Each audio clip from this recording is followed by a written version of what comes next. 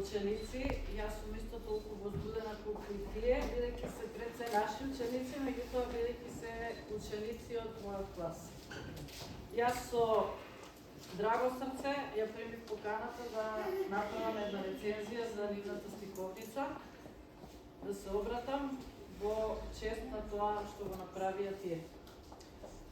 Сликовницата Стари детски игри представува вистинско мало богатство, што со љубов и посветеност го создадоа наши ученици, средношколци, оживувајќи ги спомените од едно поедноставно, но исполнето детство.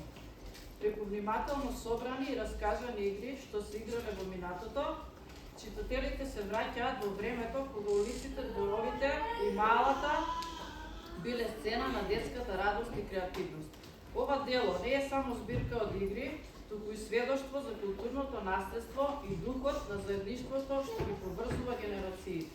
Со едноставен, но искрен јазик, учениците Ива, Ангела, Искра, Симона, Максим ја доловуваат убавината на времето без екрани, без компјутери и мобилни телефони, каде дружбата, смеата и игрите во живо биле секојдневни. Стари детски игри е искрена и носталгична посвета на детството, но и потсетник дека вредностите на минатото можат и треба да се негуваат и во сегашност.